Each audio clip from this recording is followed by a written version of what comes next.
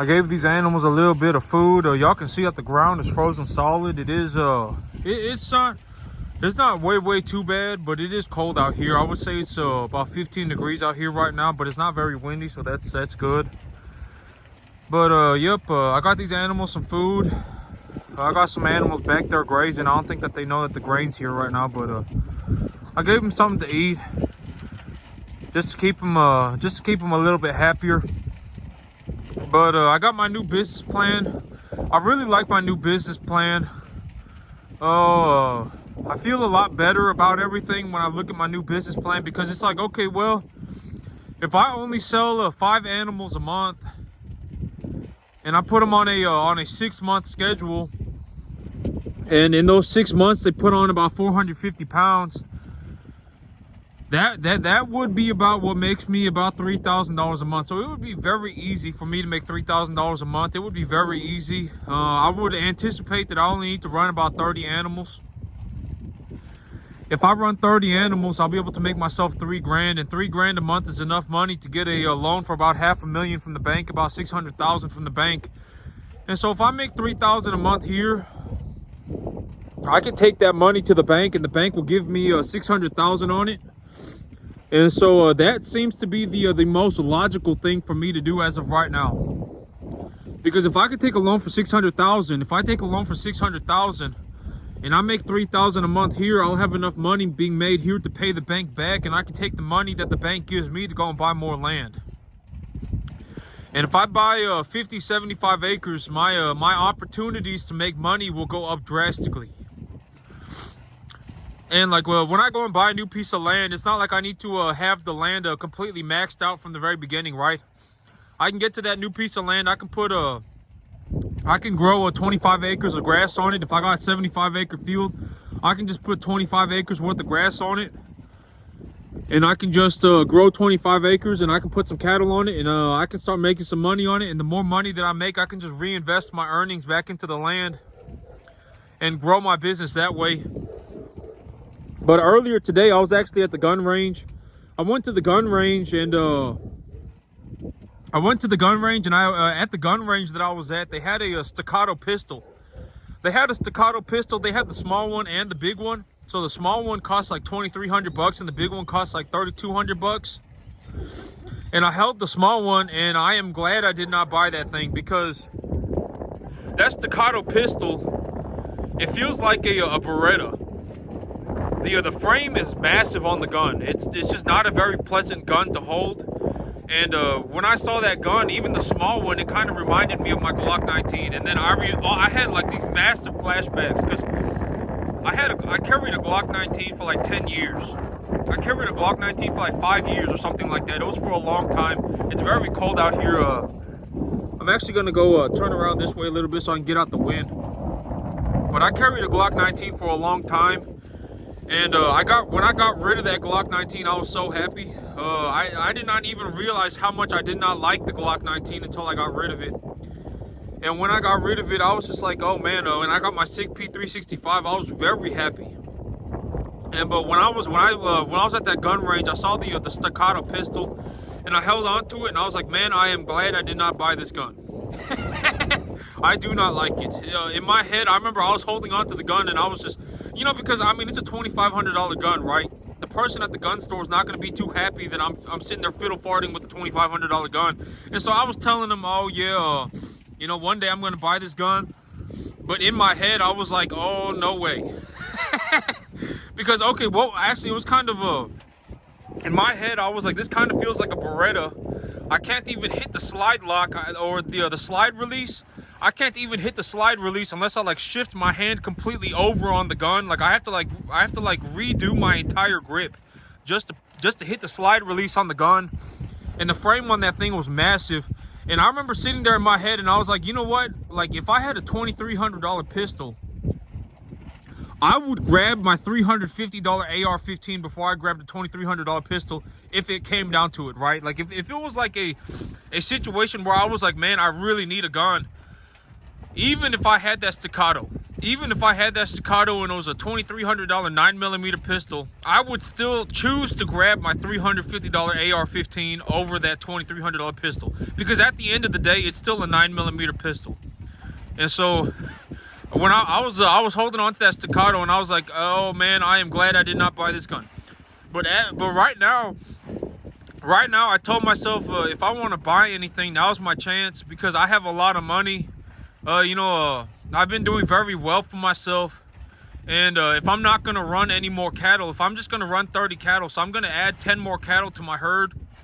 I'm gonna add 10 more cattle to my herd, and realistically, 10 cattle is gonna cost about $6 grand, maybe $7 grand. And so if I'm gonna spend $6,000-$7,000, that still leaves me with tens of thousands of dollars. And so I was like, okay, here's a realistic way to put the amount of money that I make running this cattle business, and here's a realistic way for me to put my money. The last time I was talking about buying stuff, I bought about $2,000 worth of stuff, right? I bought about $2,500 worth of stuff, and that was around Christmas. It's already almost been a month since then. Since I've spent that $2,500, it's already almost been a month. And so I've already made thousands of extra dollars. And so that's a very realistic way of looking at what kind of money do I make running a cattle business. It's already almost been a month. And the last time I spent money, I spent like $2,500, $2 grand, something like that.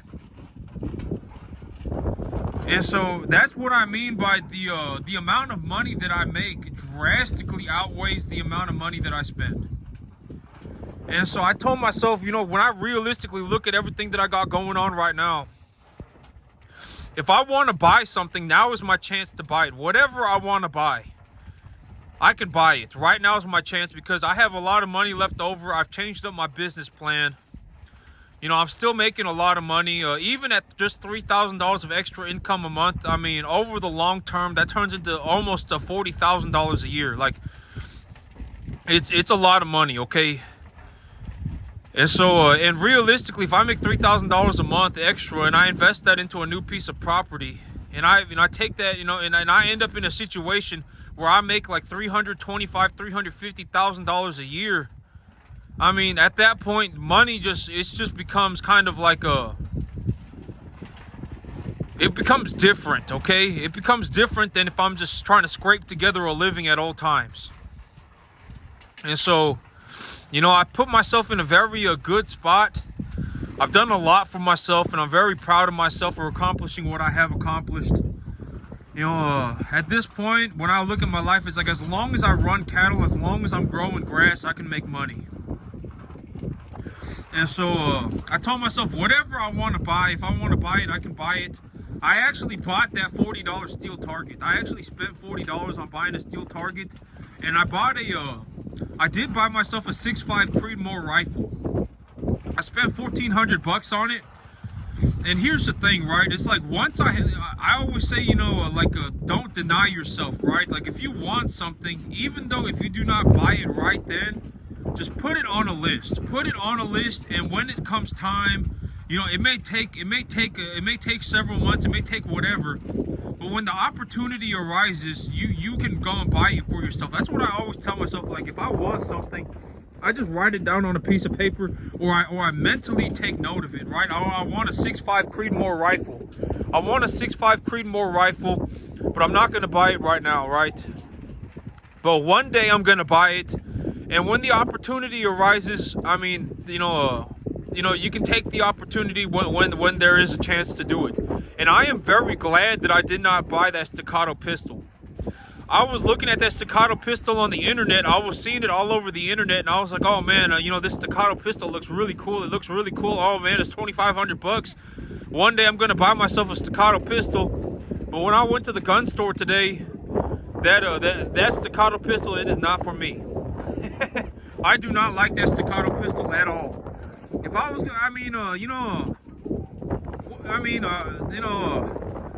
yeah, it's just not for me. I went and I saw it, and when I saw it and I held it, I was like, oh, yeah, no way. I mean, I just did not like it.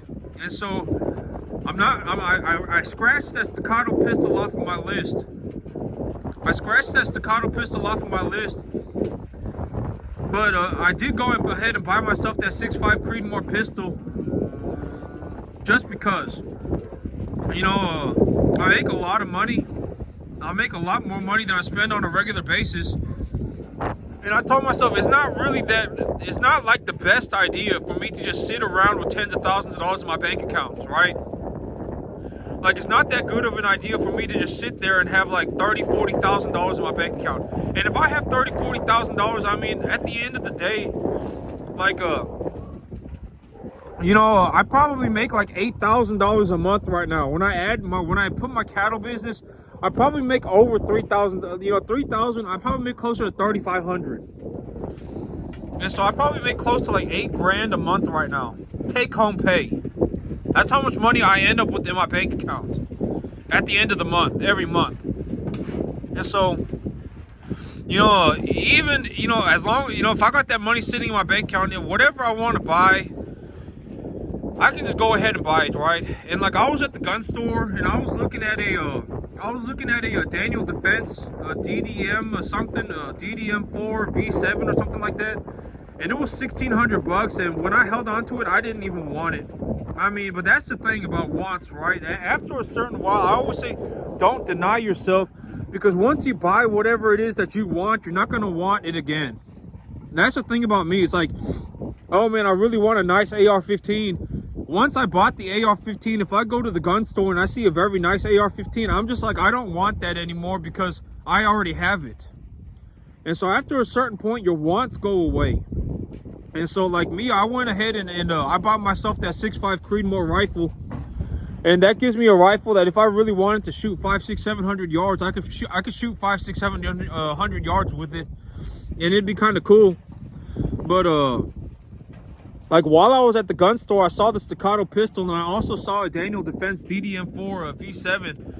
And you know, I really like the guns that I got right now. I got really nice guns. You know, I spent almost like on my AR-15 alone, I spent like you know, one of them I spent like $1,000, and the other one I spent like 700.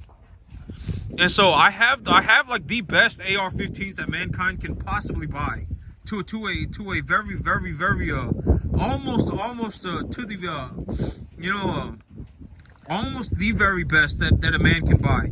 And so even when I see another gun that's just like, oh, it's the new cool thing, right? Oh man, this gun is super cool and it's super nice or whatever. Is it really going to be better than the AR-15 that I have right now? No, it's not, right?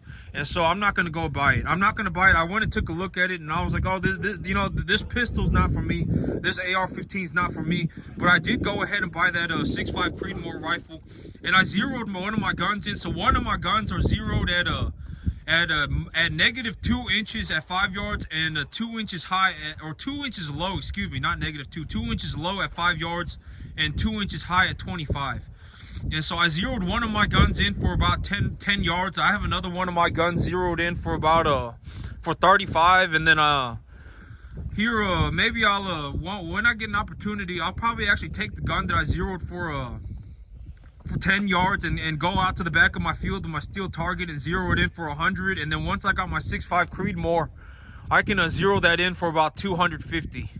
And then after that, all my bases are about covered, right? I'm about good to go. You know, I have everything that I could possibly ever want. I'm making a lot of money. I've done very well for myself. You know, my cattle look very good, and my grass looks very good. My business plan is squared away. As long as I just stick to my business plan at this moment in time, you know, I'll continue to do very well for myself. And so, you know, if I just make $3,000 a month here, I can take that money and I can buy myself a new piece of land. And when I buy myself a new piece of land, I'll have new cash flow opportunities. And when I have new cash flow opportunities, I'll just make more money. I'll just continue to make more money, and whatever it is that I want to buy, I'll just go ahead and buy it. But right now, I have a very nice opportunity to just buy whatever I want, because I have tens of thousands of dollars just sitting there. I don't need, you know, the money. You know, the money. You know, I only need to buy 10 more cattle. Once I buy 10 more cattle, I'll be in a spot where I'm making about $3,000 a month, and that's about all the money that I realistically need. And when I get that money, I can reinvest that into my business and buy myself more land. And when I buy myself more land, I'll have more opportunity to make more money. And so if I want to buy anything, now is my golden opportunity to buy whatever I want. Because the money that I spent a month ago, I've already made it back and then some. That this is a very realistic way to look at how much money I make in the cattle business. The $2,500 that I spent about a month ago, I've already made it back and then some. And so, yeah, I'm doing very good for myself. Here in about maybe about 2 weeks, I'll be taking cattle to the market. And when I take cattle to the market, I'll be cashing another check. And here in about a few months, I'll be bringing in, taking more cattle to market. I mean, all these cattle will end up at the market at some point. And so that's it for me today, YouTube. Y'all have a good one.